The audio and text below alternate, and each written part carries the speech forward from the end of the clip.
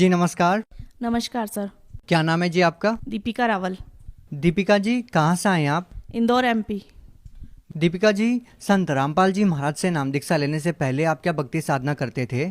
संत रामपाल जी महाराज की शरण में आने से पहले हिंदू धर्म में होने के कारण जितने भी पूजा पाठ होती है, जितने 30 त्यौहार होते हैं, जैसे कि नवरात्रि है तो दुर्गा जी की व्रत करना, उनकी पूजा करना, श्रावण है तो शंकर भगवान की पूजा करना, जितने भी वार त्यौहार होते हैं उसके अलावा श्राद्ध निकालना, ये सब हम करते थे। और मेरे मम्मी पापा 25 साल से राधा स्वामी पंथ से जुड़े हुए थे, तो उनके सत्संग में जाना, उनकी जो भी भक्ति भाव है वो सब हम किया करते थे।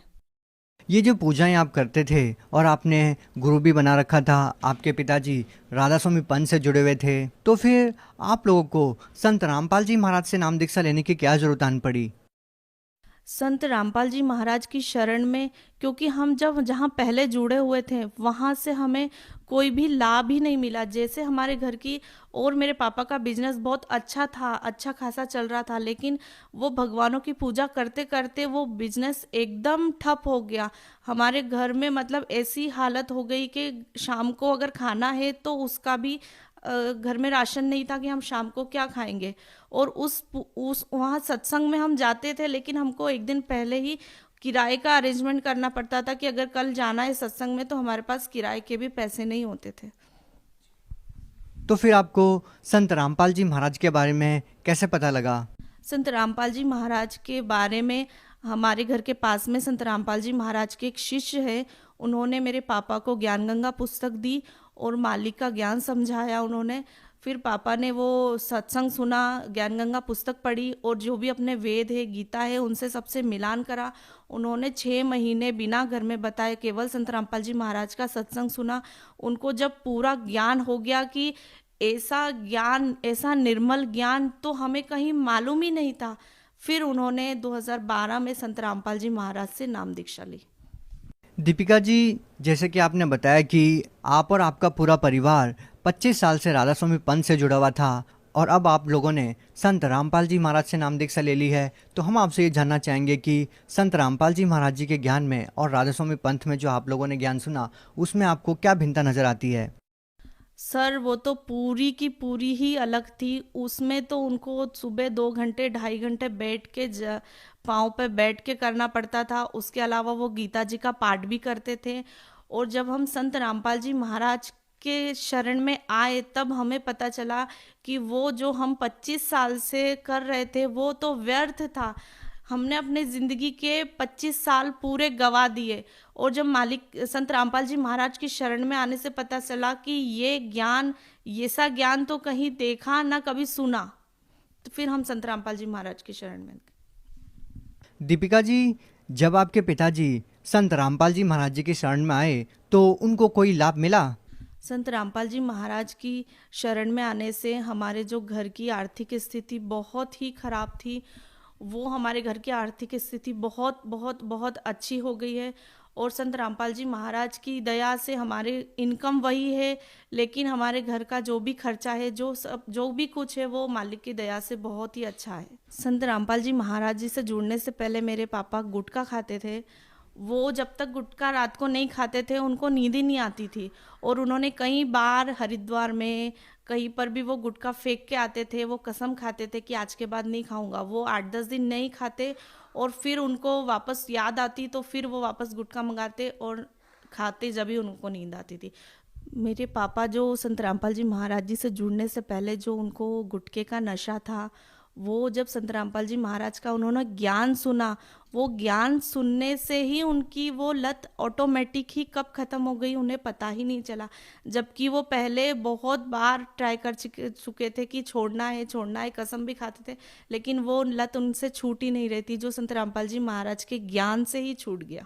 मुझे थायराइड की बीमारी थी, जिसका मैंने एलोपैथिक, आयुर्वेदिक और होम्योपैथिक सारे ट्रीटमेंट करा लिए थे। मैं पूरी, मेरी बॉडी अकड़ जाती थी थायराइड से, मेरा गले में बहुत पेन होता था। और फिर जब संत रामपाल जी महाराज की शरण में हम जुड़े तो संत रामपाल जी महाराज से प्रार्थना लगाई और मेरी फिर प्रेगनेंसी में रिपोर्ट आई, वो पूरी नील आई थायराइड की। जबकि उस वक्त मुझे थायराइड था, लेकिन संत रामपाल जी महाराज की दया से वो रिपोर्ट पूरी नील आई और मुझे प्रेगनेंसी में पाइल्स की बीमारी हो गई थी। वो मैडम ने बोल दिया था कि इसका ऑपरेशन ही करना पड़ेगा, लेकिन अगर अभी प्रेगनेंसी है तो आप हम इसको दवाइयाँ भी नहीं दे सकते आपको। और वो हम घर पे आए और हमने दंडवत प्रणाम किया और मालिक से प्रार्थना करी, और वो बीमारी भी कब चली गई मालूम ही नहीं चला।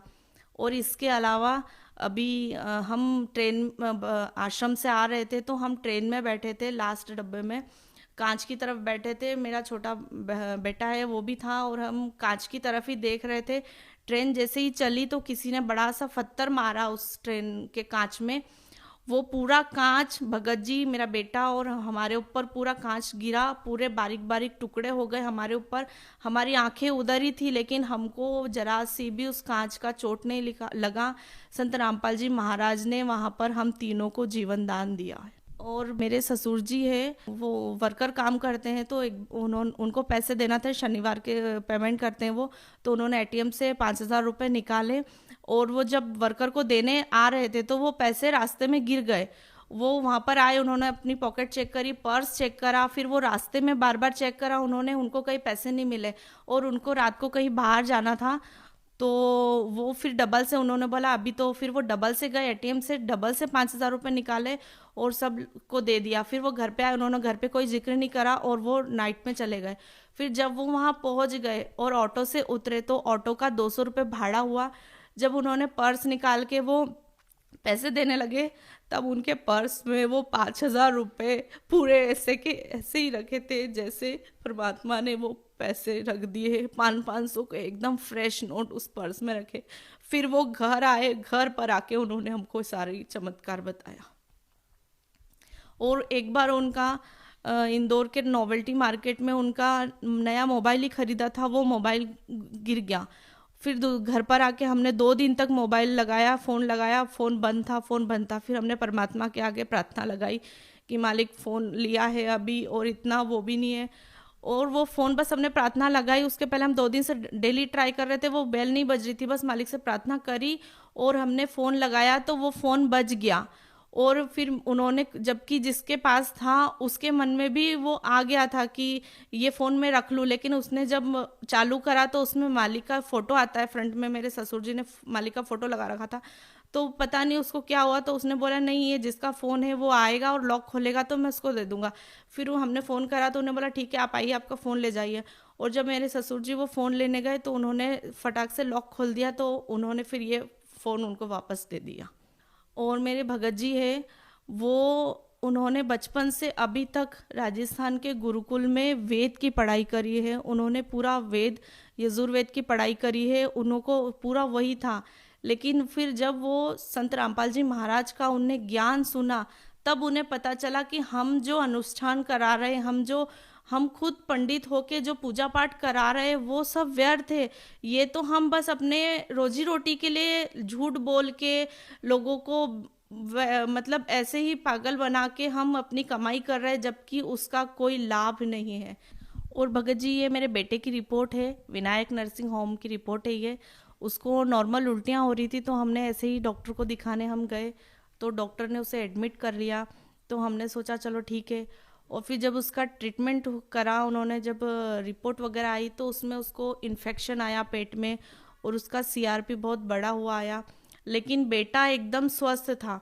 फिर हमने परमात्मा से प्रार्थना लगाई, संत रामपाल जी महाराज से हमने प्रार्थना करी, और अगले ही दिन हमने छुट्टी का बोला डॉक्टर को।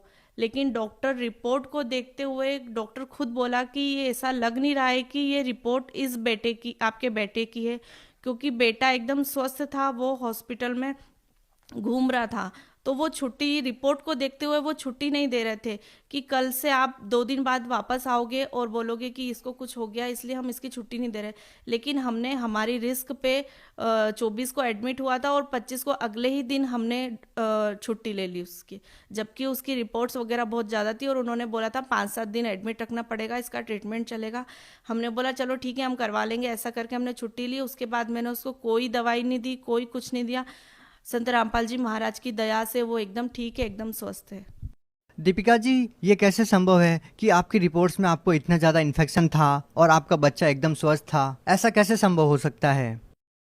ऐसा संभव ऐसा है, जो हमारे संत रामपाल जी महाराज का जो ज्ञान है, और जो हमारे संत रामपाल जी महाराज के शब्द में शक्ति है, उसी का चमत्कार है कि बेटा 3 साल का है, उसने भी नाम दान ले रखा है।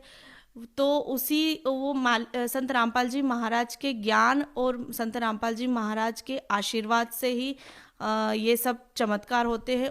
आप भगत समाज को क्या संदेश देना चाहेंगे?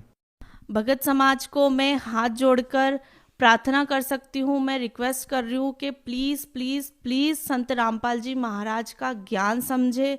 संत रामपाल जी महाराज की ज्ञान गंगा जो भी पुस्तक है उसको उसको पढ़िए, और जो अपने वेद है, गीता है, इससे मिलान करिए। आप संत रामपाल जी महाराज का ज्ञान सुनिए तो सही, आपको खुद समझ आ जाएगा क्या क्या सही है और क्या गलत है। तो मैं सभी समाज को, सारे पीपल को ये बोलना चाहती हूँ कि प्लीज़ संत रामपाल जी महाराज का ज्ञान समझिए, और इस जन्म मरण के जो हम इस 84 लाख योनियों के चक्कर में फंसते आ रहे हैं उससे पीछा छुड़ाइए और अपने सतलोक मार्ग को चलिए। अगर कोई व्यक्ति संत रामपाल जी महाराज से नाम दीक्षा लेना चाहता है तो उनसे नाम दीक्षा कैसे प्राप्त कर सकता है?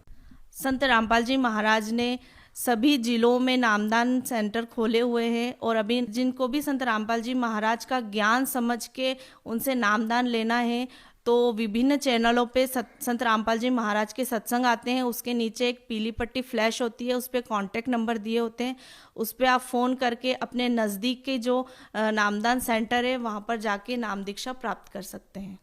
जी धन्यवाद। नमस्ते सर।